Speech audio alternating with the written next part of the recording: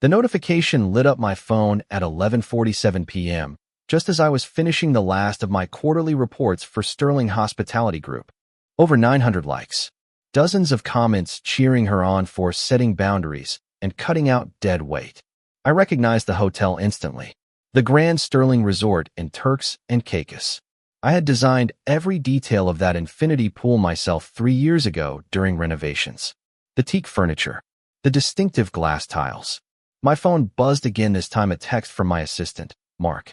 The Grand Sterling manager is requesting approval for an extension. The Carson family wants to add 3 more days. Should I approve? Carson.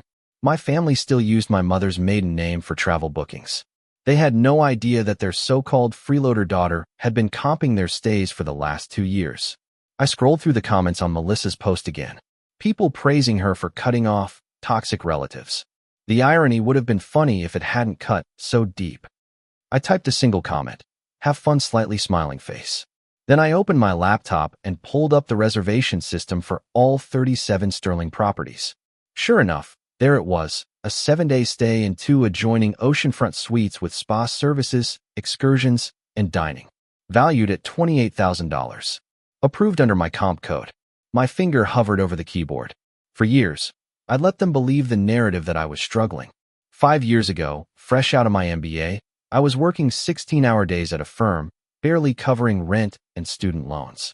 I made the mistake of admitting it to my family. Melissa had tilted her head then, pity dripping from her voice. At least you're trying. Some people just aren't good at making money. They offered advice, connections, warnings. Dad told me restaurants and hotels were too risky. David said most restaurants fail within 5 years. Mom suggested I try something smaller, like a food truck. So I stopped telling them anything. When my first property turned profitable, I kept it quiet. When I bought the second, then the third, I stayed silent. By the time Sterling Hospitality became a multi-million-dollar empire, they still thought I was barely scraping by. And in a way, I preferred it. They pitted me less when they believed I needed them.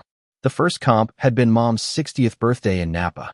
I quietly upgraded their booking to the presidential suite. Later, they bragged about the amazing deal they'd found, and I just smiled. Then came Maui, Charleston, Miami. They thought they were savvy travelers. I thought I was taking care of family who believed I couldn't take care of myself. But staring at Melissa's caption Freeloader, I realized I'd been enabling their story.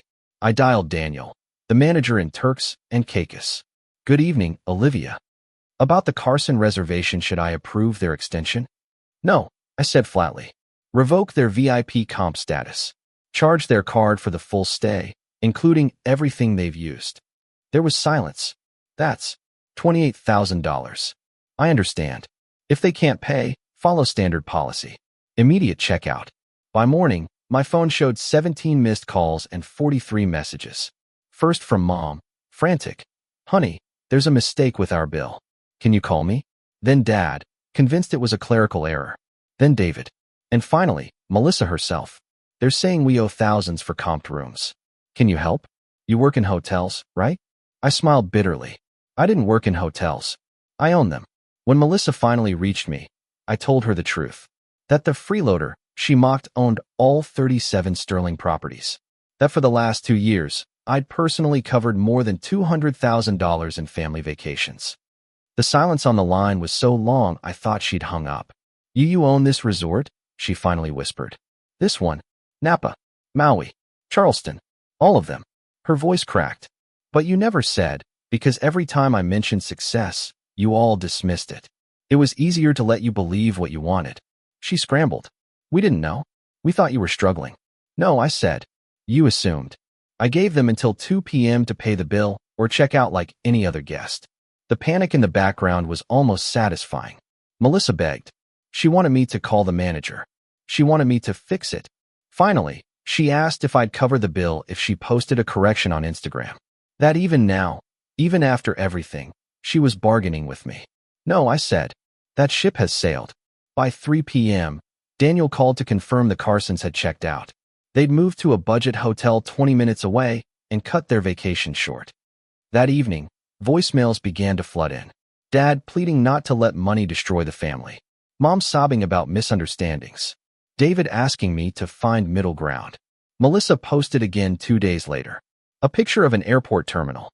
Sometimes life teaches you humility in unexpected ways. Lessons learned family. No mention of me. No explanation to the thousands who'd celebrated excluding their freeloader sister. 3 weeks later, an email from mom arrived. We owe you more than apologies. We owe you respect. Can we meet? I stared at it for a long time before replying. I need space. This wasn't just about one Instagram post. It was about years of being underestimated. Love isn't enough to rebuild trust. That will take time and change. Her reply came quickly. We'll wait as long as it takes. And Olivia, proud of you. We should have said that years ago. For the first time in years, I felt the weight of their expectations lift. Whether or not we rebuilt our relationship, I was finally free. Free to stop pretending I was less than what I had become: successful, independent, unapologetic. Sometimes the best family vacation is the one where you stop paying for everyone else's.